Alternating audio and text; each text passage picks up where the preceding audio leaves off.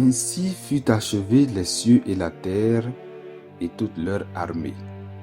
Dieu acheva au 7e jour son œuvre qu'il avait faite et il se reposa au 7e jour de toute son œuvre qu'il avait faite. Dieu bénit le 7e jour et il le sanctifia parce qu'en ce jour, il se reposa de toute son œuvre qu'il avait créée en la faisant. Voici les origines des cieux et de la terre quand ils furent créés. Lorsque l'Éternel Dieu fit une terre et des cieux, aucun arbuste des champs n'était encore sur la terre et aucune herbe des champs ne germait encore. Car l'Éternel Dieu n'avait pas fait pleuvoir sur la terre et il n'y avait point d'homme pour cultiver le sol.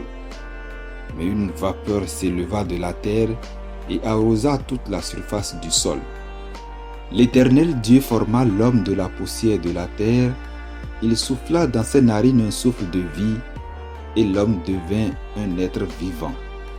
Puis l'Éternel Dieu planta un jardin en Éden, du côté de l'Orient, et il y mit l'homme qu'il avait formé.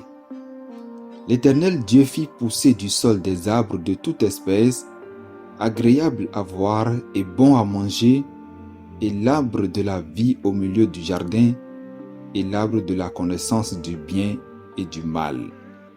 Un fleuve sortait d'Éden pour arroser le jardin, et de là, il se divisait en 4 bras.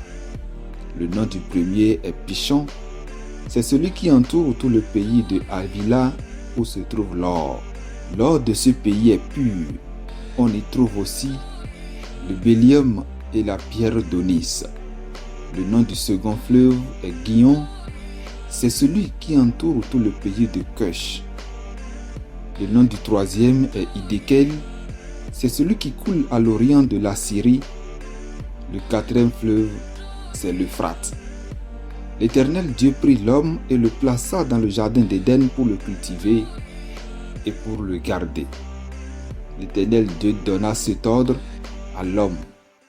Tu pourras manger de tous les arbres du jardin, mais tu ne mangeras pas de l'arbre de la connaissance du bien et du mal, car le jour où tu en mangeras, tu mourras. L'Éternel Dieu dit, il n'est pas bon que l'homme soit seul, je lui ferai une aide semblable à lui.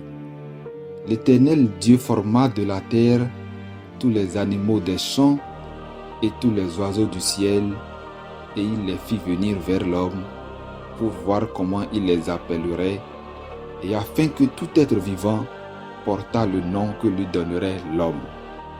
Et l'homme donna des noms à tout le bétail, aux oiseaux du ciel et à tous les animaux des champs, mais pour l'homme, il ne trouva point d'aide semblable à lui. Alors l'Éternel Dieu fit tomber un profond sommeil sur l'homme qui s'endormit.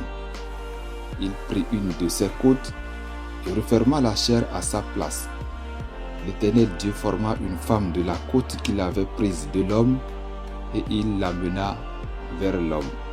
Et l'homme dit, voici cette fois celle qui est os de mes os et chair de ma chair. On l'appellera femme parce qu'elle a été prise de l'homme. C'est pourquoi l'homme quittera son père et sa mère et s'attachera à sa femme, et ils deviendront une seule chair. L'homme et sa femme étaient tous deux nus, et ils n'en avaient point honte.